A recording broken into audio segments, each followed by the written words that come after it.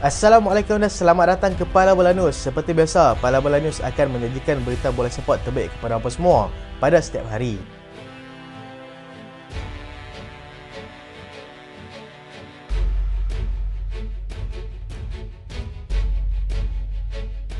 Kita lihat keputusan asing pasukan ternama di beberapa liga di Eropah. Arsenal menang tipis 1-0 ke atas pasukan Crystal Palace dan berikut adalah kedudukan semasa Liga Perdana Inggeris.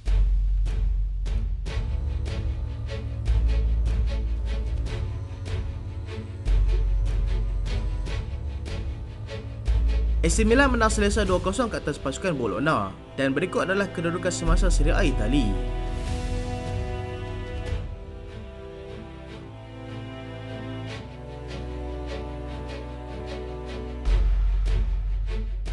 Kita mulakan dengan perkembangan bola sepak tempatan. Selangor bakal gegar Indonesia.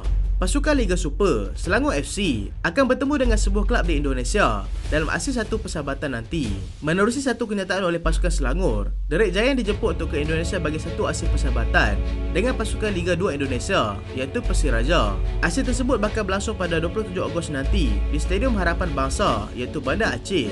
Sudah pasti akan menjadi tumpuan ramai. Finalis Piala Malaysia 2022 ini bakal menggunakan kesempatan tersebut bagi memantapkan lagi pasukan, terutamanya untuk menamatkan aksi Liga Super di tempat yang terbaik. Para penyokong setia Persiraja nyata menyambut baik perlawanan penting ini. Selangor pada ketika ini berada di kedudukan kedua Liga Super dengan 46 mata. 14 mata dipisahkan dengan pasukan JDT.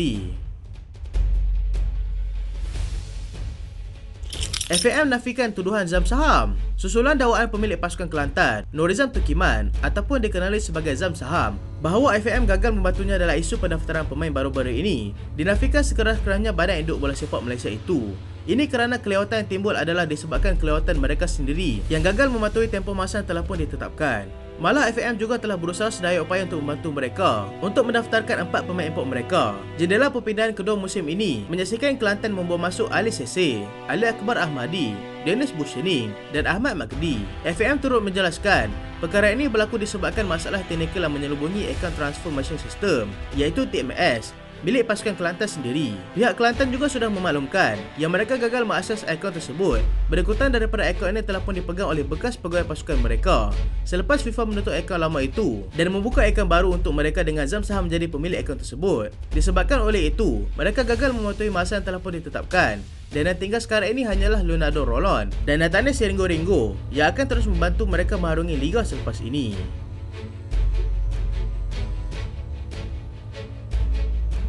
Arsenal bernasib baik.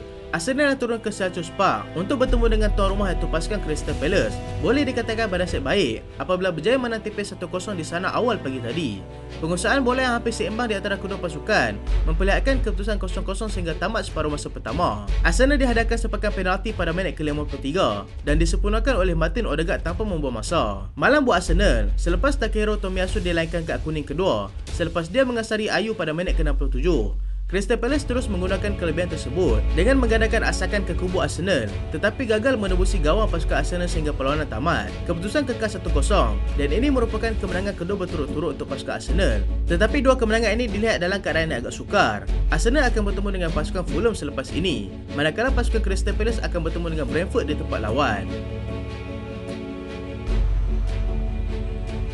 Mason Greenwood sah akan tinggalkan pasukan Manchester United. Pemain muda berbakat pasukan Manchester United, Mason Greenwood, sah akan meninggalkan pasukan Manchester United selepas segala kontroversi yang melanda ke atas dirinya sebelum ini. Kedua belah pihak sudah pun bersetuju untuk menamatkan kontrak pemain itu yang kali terakhir beraksi dengan United secara kompetitif pada Januari tahun lalu.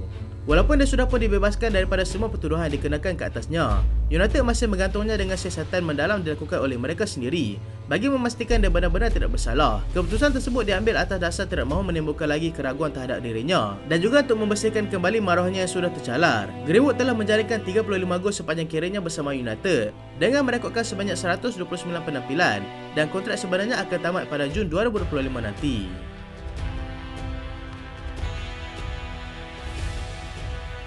Mikel Arteta cadangkan penggunaan stopwatch berbanding tambahan masa yang terlalu lama. Pengendali pasukan Arsenal, Mikel Arteta, mencadangkan penggunaan stopwatch dalam mengelakkan pemain bola sepak EPL membazirkan masa. Ini berikutan daripada situasi pemainnya, Takehiro Tomiyasu, yang mengutip 2 kad kuning dalam masa 7 minit menyebabkan dia telah dibuang padang. Kad kuning pertama dikenakan selepas dia mengambil masa yang terlalu lama ketika dia mengambil lontaran ke dalam dan kad kuning kedua hanya 7 minit kemudian selepas dia mengasari Jordan Ayew. Dia memberikan cadangan itu kerana mahu melihat para pengadil di sana lebih konsisten dalam memberikan masa tambahan bagi mengelakkan ia menjadi terlalu lama.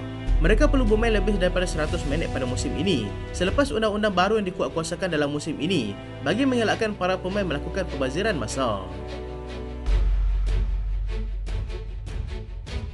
Liverpool dan Bayern mahukan Calvin Phillips. Calvin Phillips yang dilihat masih bergelut untuk kembali menjadi pemain utama pasukan Manchester City. Kini mungkin melihat jalan keluar sebagai langkah yang terbaik untuknya mendapatkan kembali minit permainan. Dia menyertai pasukan City daripada Leeds United pada musim lalu, hanya merekodkan sebanyak 21 penampilan ataupun 600 minit permainan dalam tempoh 12 bulan di sana. Perkembangan ini dilihat kurang sihat kerana dirinya mahukan tempat dalam pasukan Inggeris untuk kejuaraan Euro 2024 nanti di Jerman. Liverpool dan juga pasukan Bayern Munich sudah menyatakan hasrat mereka untuk mendapatkan pemain tersebut, tetapi belum ada tawaran rasmi yang diberikan setakat ini. Liverpool juga dikaitkan dengan Ryan Gravenberch yang juga dilihat bergelut untuk mendapatkan prestasinya di pasukan Bayern Munich. Gravenberch juga sudah menyatakan hasratnya untuk bermain di EPL, tetapi pasukan Bayern tetap berkeras mahu mengekalkannya lagi. Nicolas Pepe tidak mahu tinggalkan pasukan Arsenal. Pemain tengah pasukan Arsenal, Nicolas Pepe, berkeras tidak mahu meninggalkan pasukan Arsenal selepas dia menolak proposal yang membenarkannya untuk keluar daripada pasukan pada jendela perpindahan kali ini. Dia dilihat sudah menjalani semula latihan bersama pasukan selepas kembali daripada pinjaman bersama pasukan Nice pada musim lalu. Mikel Arteta setakat ini semakin kurang menggunakannya di bahagian sayap selepas Gabriel Martinelli berjaya merampas posisi tersebut, sambil Leandro Trossard juga mempunyai kualiti di posisi itu. Jika Pepe masih berkeras untuk tidak meninggalkan pasukan, mereka mungkin akan mengambil langkah untuk tidak memberikan kontrak baru kepadanya ataupun memberikannya peluang sekali lagi untuk membuktikan kualitinya untuk merampas kembali peranan yang dipegang olehnya sebelum ini.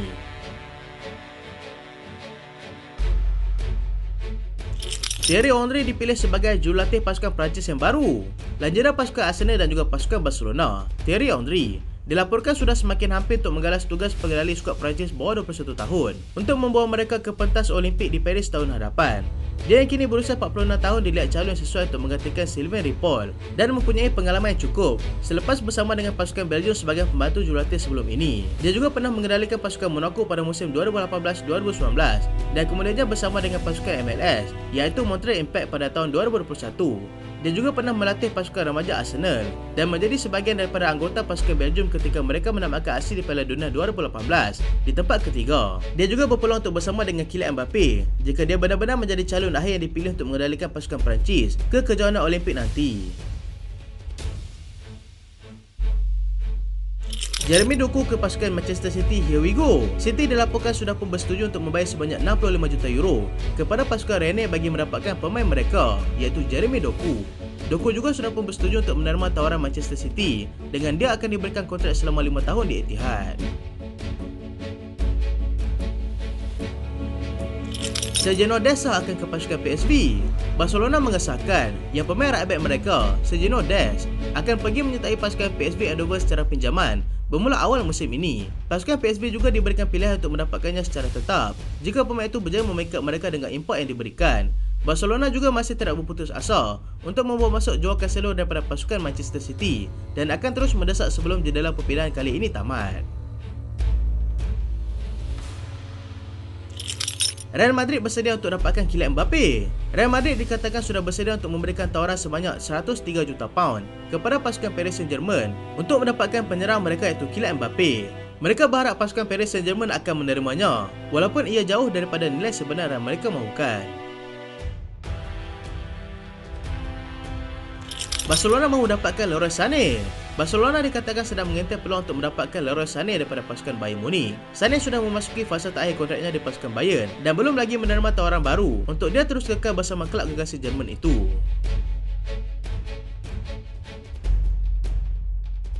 Galatasaray cuba pancing Thomas Partey. Kelab daripada Turki, Galatasaray, cuba untuk mendapatkan Thomas Partey daripada pasukan Arsenal walaupun pemain itu dilihat kembali mendapatkan tempat dalam kesebelasan utama pasukan.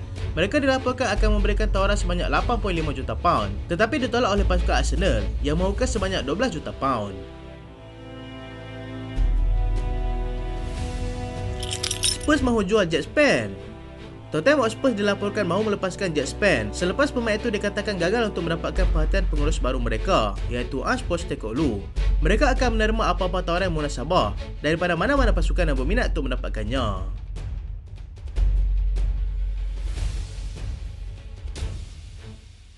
Itulah berita pada kali ini dan terima kasih sebab tonton sampai habis. Jangan lupa like, jangan lupa share, jangan lupa subscribe. Aku Solian. Assalamualaikum.